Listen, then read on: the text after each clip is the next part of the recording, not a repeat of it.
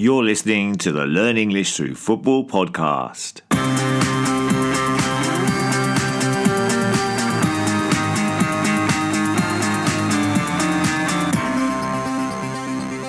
Hello everyone and welcome to this week's Football Language podcast for learners of English who love the beautiful game of football. My name is Damien and I am in a cold but bright London, and it is the week before Christmas, so people are looking forward to taking a break. What's the weather where you are, listener? And how is the weather in Tokyo, Damon? Hi there, Damien. Yes, Christmas is just around the corner and it is suitably wintry here in Tokyo. Today is a bit cloudy with a chill in the air. Not a bad day for Christmas shopping. Unasikiza languagecaster.com. That message was in Swahili. And yes, you are listening to languagecaster.com, or as we are now known, the Learn English Through Football podcast. What do we have on the show today, Damon? Well, Damien, on today's show, we will be looking at the African Cup of Nations, or AFCON, and some of the language connected with football competitions, including Dark Horse. After that, we've got two matches for our predictions.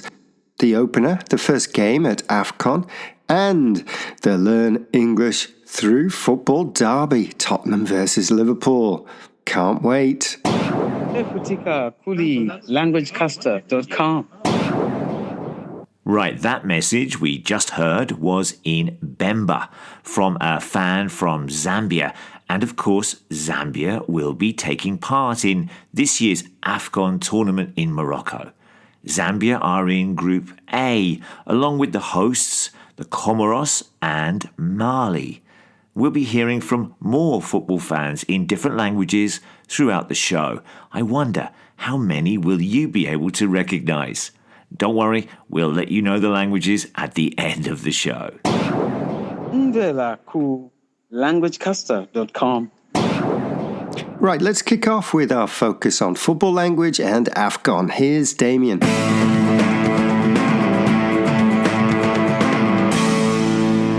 Right, the main focus of today's football language show will be on AFCON 2025, which starts this weekend in Morocco.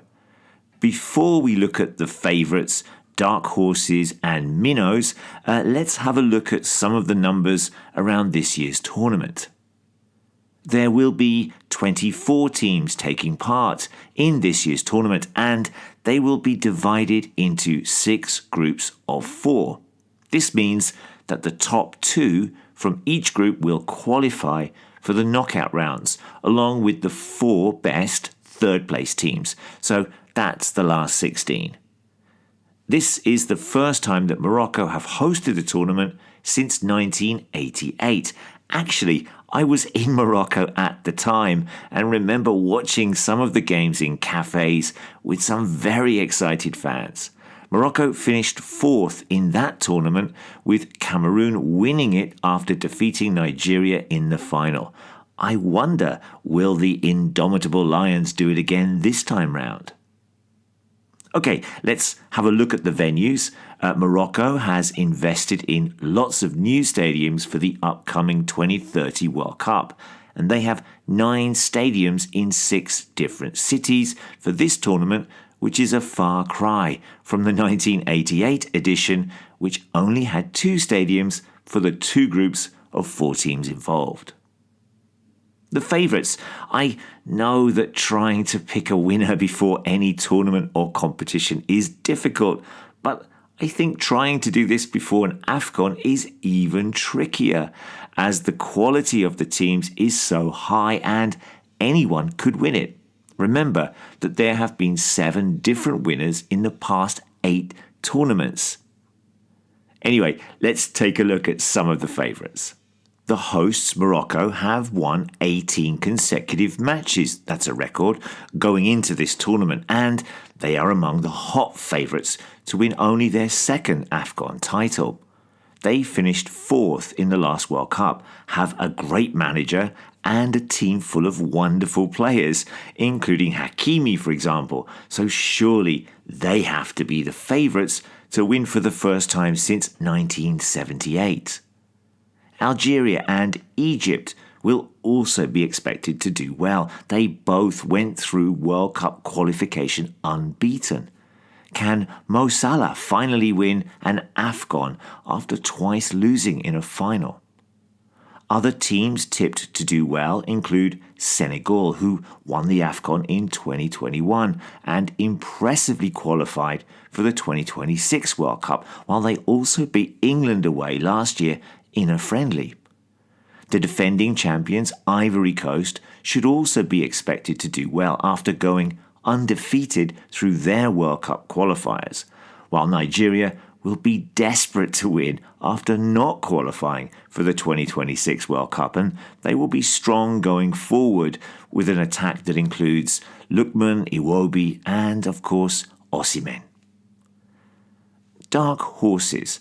So, a dark horse in a tournament is a team that is not among the main favourites to win, but with a bit of luck and some good form could do really well in a competition. DR Congo will be one of the dark horses. Recently, they knocked out Cameroon and Nigeria to qualify for a World Cup playoff, while they also reached the semi-finals of the last AFCON, so keep an eye out for the DR Congo. Other sides that could do well in this year's tournament include South Africa, but also Burkina Faso, who have made 3 semi-finals in the past 5 tournaments. And don't forget about Gabon, who had a strong World Cup qualifying campaign before losing out to Nigeria in a playoff. I think they might cause a few upsets. Minnows.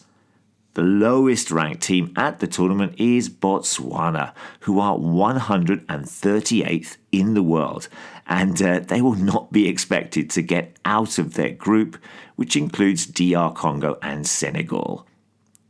Zimbabwe failed to win any of their 10 World Cup qualifying matches, and they're in a group with Egypt and South Africa, so it would be a huge surprise if they made it to the qualifying rounds.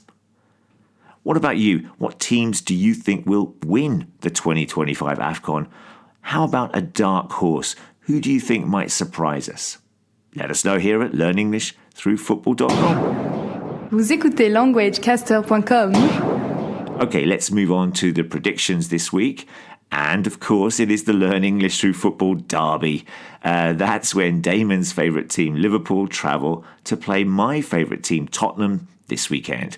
Let's hear what Damon had to say.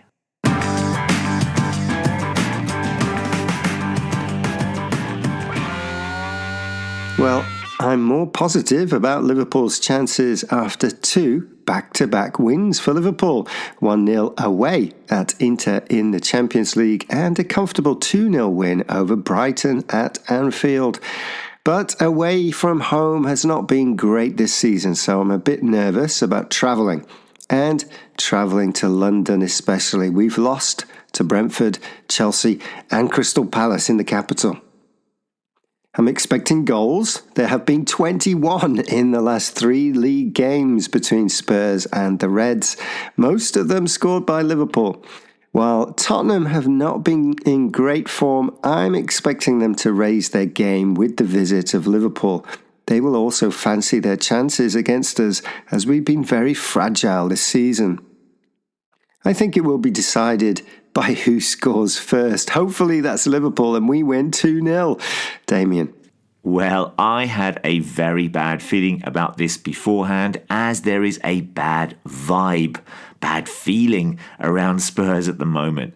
We also have a bad record against Liverpool. We were thrashed 6-3, 5-1 and 4-0 last season, and we have a terrible home record this season. So I went for a 2-1 home defeat, and unfortunately I was right, as Spurs caused their own downfall with 2 rather silly sending-offs, 2 silly red cards. So well done, Liverpool, and of course well done to Damon. What about the opening game of the AFCON 2025 tournament? Here's Damon again. Okay, the Atlas Lions, Morocco, take on Comoros, and on paper, this should be a win for the hosts. However, they have the weight of expectation on their shoulders. Their fans and the whole Moroccan nation expect them to do well, so they will be under pressure to perform. Comoros, on the other hand, come into the game as underdogs. I had a little look at their form and was surprised to see that they beat Ghana 1-0 in the World Cup qualifiers, so they are no pushovers. They're defensively strong and pose a threat on the counter, so will be tricky opponents. Still, it would be a big shock if they beat or even drew with Morocco. I'm going to go for a nervy 1-0 win to Morocco. How about you, Damien? Yeah, I think it should be a comfortable home win for the hosts. Maybe 2-0. Hi, my name is Ahmed Adam. I support Al Hilal Sports Club. That's a site from the Sudanese Premier League. And you're listening to languagecaster.com. And how about practicing your predictions language with us? What do you think will happen in any of the games that you are watching this week? What do you reckon will happen? Will your team have too much for their opponents? Let us know by coming along to our site here or on any of our social media sites. You can find us on Facebook, on X, on Instagram, and many more. Muri22for22.com lamsop. And of course, don't forget, we have a huge glossary of football terms with hundreds of expressions, phrases, and cliches about the beautiful game of football. And remember also to tell a friend about us and give us a like on your favorite podcast platform. languagecaster.com.